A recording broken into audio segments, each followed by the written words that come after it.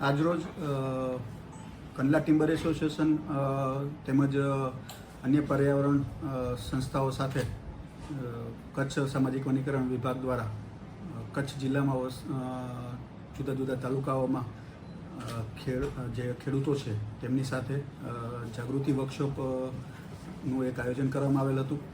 આ વર્કશોપના માધ્યમથી સરકારશ્રીની જે એગ્રો ફોરેસ્ટ્રીની યોજના છે જેમાં સહાયમાં તાજેતરમાં વધારો કરવામાં આવેલો છે, તે સહાયથી સબસિડીથી ખેડૂતો તમામ વાકેફ થાય, તેમજ સાથોસાથ કચ્છ જિલ્લામાં શરૂ, ચંદન, સાગ, મિલિયા ડુબા આવા આર્થિક ઉપાર્જન થઈ શકે તેવા વૃક્ષોનું વાવેતર કરી અને વૃક્ષારોપણ તો થાય જ, સાથે સાથે એમની આવકમાં પણ વધારો કરી શકે તે હેતુથી એક વર્કશોપનું આયોજન કરવામાં આવેલ હતું.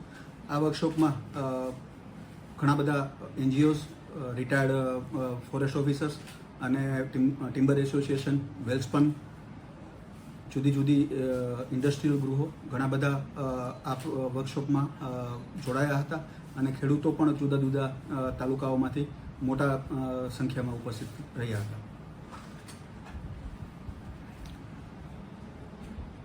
પટેલ સાહેબે જે વિગત આપી એ ઉપરાંત હું મારો પરિચય પહેલાં આપ્યો કે હું નિવૃત્ત નાયબ વન સંરક્ષક છું અને કચ્છમાં રેન્જ ફોરેસ્ટ ઓફિસર તરીકે અને મદદનીશ વન સંરક્ષક તરીકે લાંબો સમય કામ કરી ચૂક્યો છું.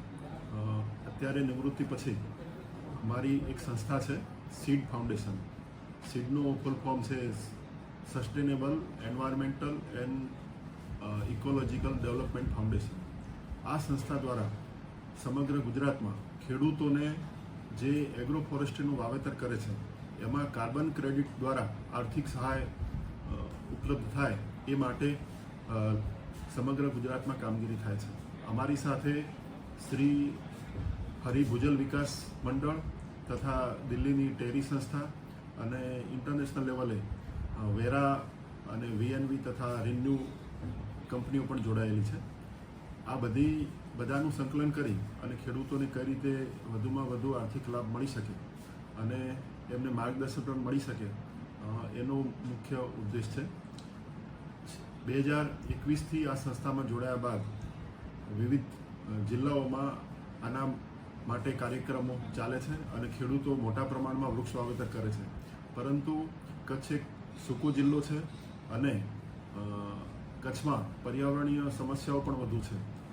કચ્છનો જે વિશાળ વિસ્તાર છે એને પણ જો વૃક્ષથી આચ્છાદિત કરાવવામાં આવે તો પર્યાવરણને પણ લાભ થાય, સાથે સાથે ખેડૂતોને પણ આર્થિક લાભ થાય.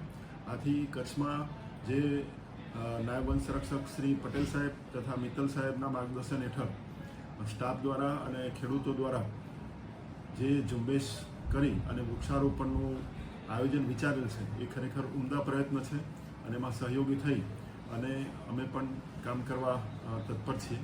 તો આ સફળ અભિયાન થાય એ માટે હું વિનવું છું.